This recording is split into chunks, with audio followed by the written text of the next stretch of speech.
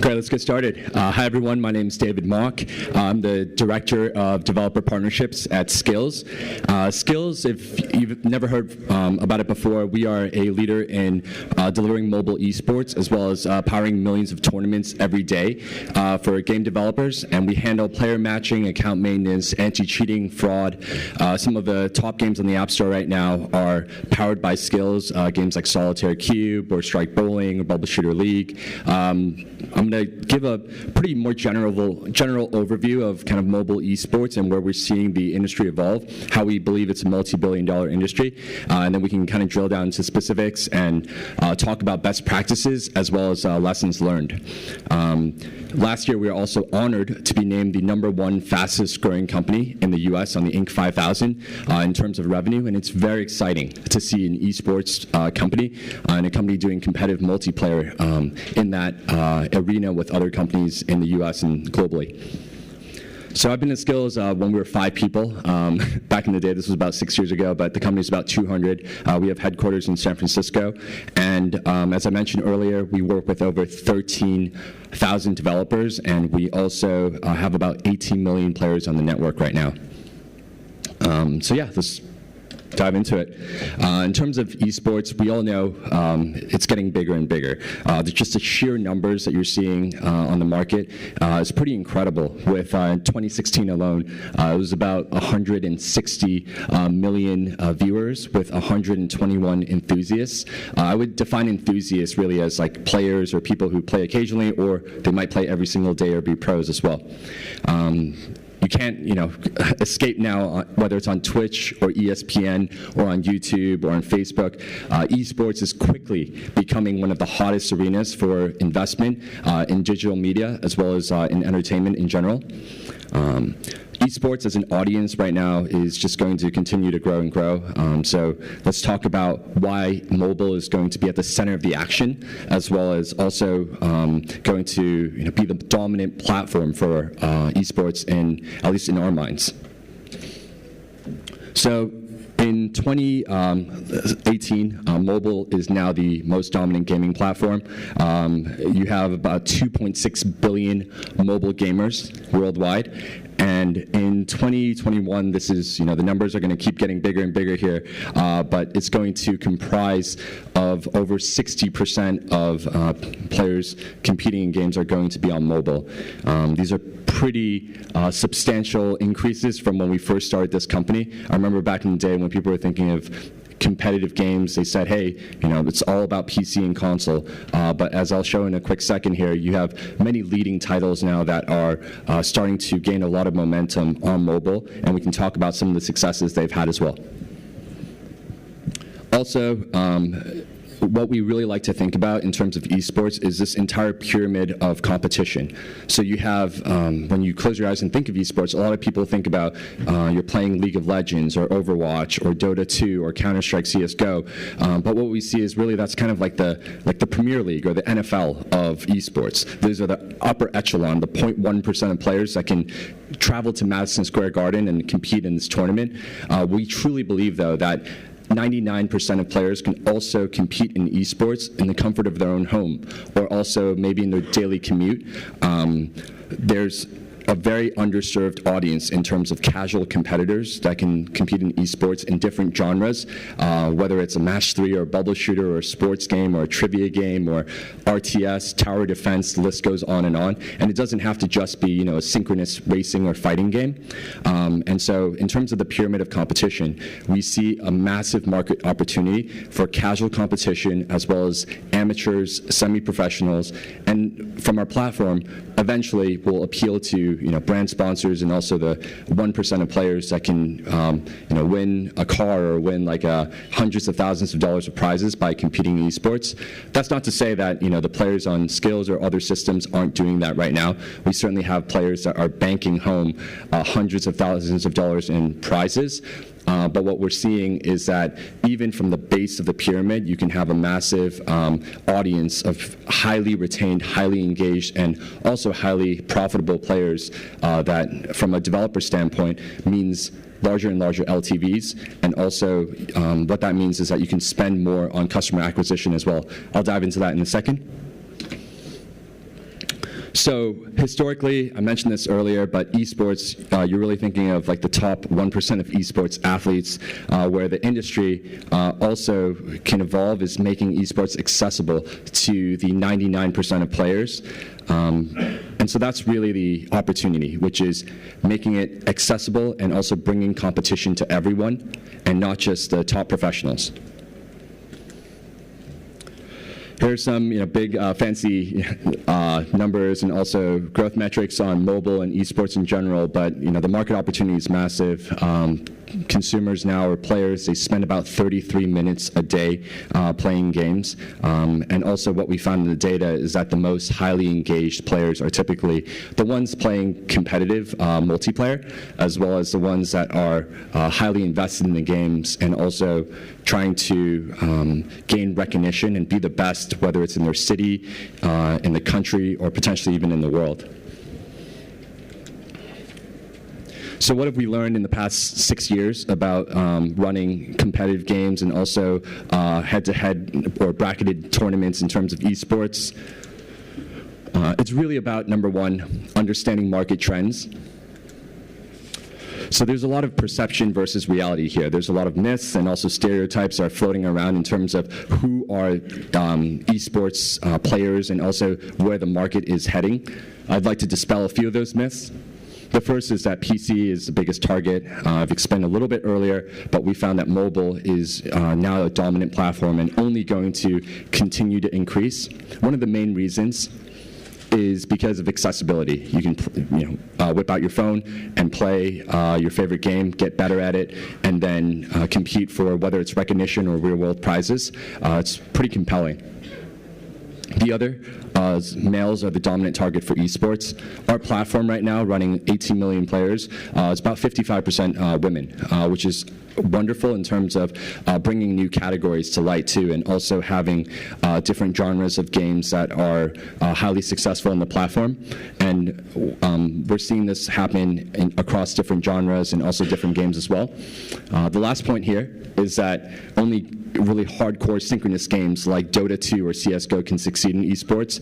When I mentioned kind of the base, no worries. When I mentioned like the pyramid of competition earlier, I mentioned that there's a ton of market opportunity in terms of building games that people can compete in quick 3-minute sessions. So it doesn't have to be sitting in like a esports arena and playing for multiple hours. It could be highly digestible and also just as compelling. Mobile right now certainly has a few dominant titles for esports, and what we found is that whether it's on our platform or in the entire games industry, you have titles like Hearthstone, Vainglory, Clash Royale, as well as like Critical Ops, and the list goes on in terms of currently successful esports games. I'm sure we're kind of familiar with the numbers here, but in general, like Clash Royale, just last year alone, or actually in this first month, it grossed $80 million. And in July 2018, it brought in more than $2 billion in revenue. Hearthstone is now the leader in digital card games. In terms of that market, it's $1.5 billion in revenue. And it's found massive success by creating an easy-to-learn card game that's accessible for everyone. The next game is like World of Tanks Blitz, 100 million downloads in 2018, and also it's a compact experience of their PC version. For Skillz, a little shameless plug here is that some of our titles, you have consumers and players, they're playing for 5 to 6 hours a day, whether it's a simple bowling game or it's a golf game. These players, they have different sleep habits, and they also have different ways of trying to master the game and be the best, whether it's among their friends, so they can challenge their friends privately, or they can compete in a $50,000 leaderboard, which we have running right now in some of our games. It's just highly accessible, and it's not really about just winning a Ferrari or winning like a huge prize. It's knowing that the person on the other side is trying their best. I think in a lot of free-to-play games, sometimes when you're competing in multiplayer, you just don't have that context, or you don't even know if it's a bot on the other side. But on our platform, you know that, hey, you're playing with someone around the world. You can actually friend them, chat with them, challenge them, see how they rank in a certain game, and try out different games. So we believe that this is going to only continue to grow as more and more players adopt competitive games, as well as connectivity improvements also happen on mobile phones. The second thing we've learned about esports and operating in the space is the key to understanding player needs. So on the platform right now, we're running at a pretty massive scale, about 2 million tournaments a day in many, like basically every country in the world right now. Players want competition, and they want all the different formats of tournaments that you can imagine, whether it's head-to-head, bracketed tournaments, live events, or it could be geo-targeted or time-based events. So we could actually, run a Pocket Gamer tournament in a game that you like. So really centralize it to a specific location. We think there's a lot of opportunity there. And then the second thing is really rewards. So when you offer a player the ability, the aspirational nature of being able to make a living by playing that game, it's kind of like watching, your top football player or your top basketball player. You know that someone out there has so much skill that they can make a living by doing that. And this is where also live streaming, as the speaker before was talking about batch, those types of consumer experiences will be very powerful in terms of recognizing the skill and providing the commentary of how these players are performing. So even if it's a simple kind of bubble shooter game or it's a simple match 3 game, there's players in like the top 0.001 percentile that can do better than everyone else, and that's pretty compelling in terms of highlights that you can show to the other people that are just playing on the tube or the subway in their commute. The last reason, in terms of what players want, is that when you make it accessible and also evergreen, it's much easier to build for this type of game than something where you're building an IAP-driven game where you have to consistently deliver more and more consumables for people to discover and pay for. What we found is when you're building a mobile game that is based on competitive multiplayer esports, you're basically building something akin to an Olympic sport. When we've discovered like the key to a bubble shooter game, it's basically a 3-minute session. You score doubles when you clear the board. We believe that that format will be the same maybe for decades and beyond. So whether developers are innovating on that form, that's no different than when you have different sports. So you have in the offline world, there's certainly innovations to well-known sports, such as whether it's basketball or football or baseball. There's certainly different variants of those games. People play pickup or one-on-one or 5-on-5. But what we found is that there will be dominant variants of those sports, and card games, puzzle games, match 3 sports games. It's up to the developers and their innovation to really figure out what consumers enjoy. One more thing here in terms of the last learning and key to success in mobile esports and competitive multiplayer is understanding future challenges. So one of the things that when we talk to thousands of developers that we've learned is that genre identification is really difficult. Whether their product teams are used to building more traditional free-to-play games or ad-driven hyper-casual games, finding the right type of genre for something to lend itself well to competition is not something that is always intuitive, and so it takes a lot of just like deep experimentation and consistently testing the types of games that will work well. For example, you might think like, hey, an endless runner is something that would work well for a competitive multiplayer experience, but what we've seen is that it's actually a bit difficult because at some point if you built an endless runner to be played highly competitively for prizes, the player might actually blame their phone if things are happening so quickly that they can't actually control the environment. And so delivering an experience where there's certain levels of player mastery and agency, where they feel like they have control and they feel like their skill is progressing over time is really important, so that your D365 and your D720, like that retention is still going strong after all that time, and it's not something that just appeals to someone that downloads it for one day. They play it, they say, hey, I can actually get better at this, and then they delete the app. The second thing is providing an evergreen experience. So I mentioned, building an Olympic sport. It takes a lot of experimentation and also a lot of just like great design and great QA in order to build something special in the space. We're talking about a player that on our network, they play for 5 to 6 hours a day trying to get better and better, whether it's winning prizes or just winning recognition. If you have things like crashes or bugs, key things that are prohibiting a player to say like, hey, I want to spend $1,000 every single day in this game to become the best, it's going to be difficult to deliver on that experience. The third thing in terms of common challenges we found for game developers is anti-cheating, fraud, and also building experience that isn't very difficult to maintain. I know for companies of all sizes, one of the key challenges to multiplayer is just fair player matching. And so having a system that is fast, fair, and also fun is something that currently our system provides, but also for any game developer is something to really invest in, because if you're talking about an ecosystem where players are challenging each other, you want to have that sense of fairness, which is something that's very important. So to recap, talked a lot just now, but some of the things that are monumental to being a leader in competitive multiplayer and also building the next great game are understanding where the market's headed. We mentioned briefly about certain perceptions and demographics that I think developers can also appeal to. The second thing is understanding player trends, that it's really about recognition and having that thrill, having that sense of just competing against someone that has skin in the game is really important.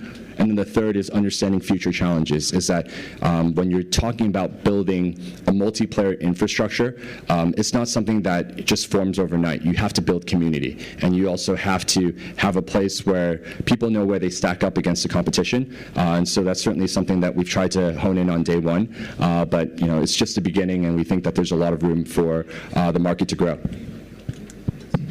Any questions? And thank you, by the way. Yeah. Sorry?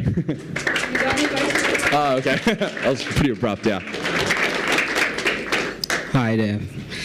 Hi. I've got two questions wrapped up into one. So one is basically, how long do you find it takes an average user to become a real money spender?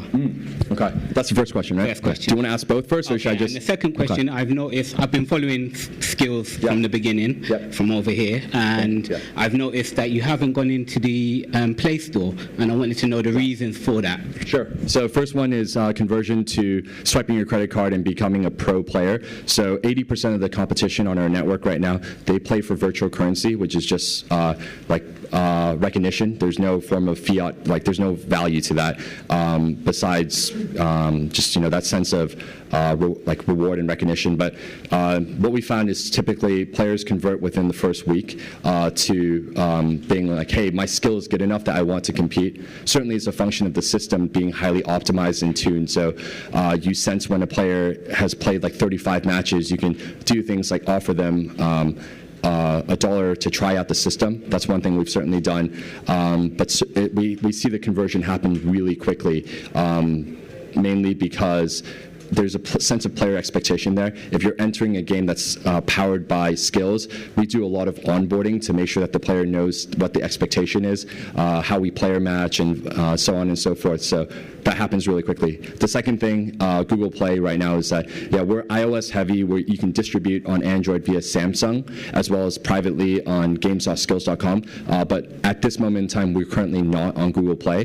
There are certainly apps that deliver a real money experience on Google Play right now, most notably fantasy sports, so FanDuel and DraftKings. We do think that in the future, the Google Play store will be unlocked for this type of pricing, because it's no different than playing a game and winning something of physical value. So if you're playing Bangalore, you could win a T-shirt, for instance, right? So I just think Google Play historically has just been, they've been building up the review team, and it's just a matter of educating them more and more about the space. So I think there's certainly a lot of room to continue to grow there. Okay. Does that answer your question? Or? Yeah. All right, great, thanks. Any other questions? So could, in theory, maybe some games do it could Skillz essentially replace the game's need to have its own matchmaking? Yes. Yeah, that's our core value proposition, actually. So thanks for hitting on that. It's just we deliver the player matching for a lot of our developer partners. And the reason we do that is just because of all the data we have on the players on the network. Certainly developers, you can build your own matchmaking system, but that might be separate from the Skillz experience because we're the ones kind of doing the geolocation, anti-cheating, and fraud. And so we want to make sure that from a player matching perspective that we can do things like true customer service. So if a player says something like, hey, I don't think I was matched fairly, or my game crashed mid-session, we do a lot of things like we offer refunds to players. We really try to find out what happened in that experience for the player in terms of full customer service.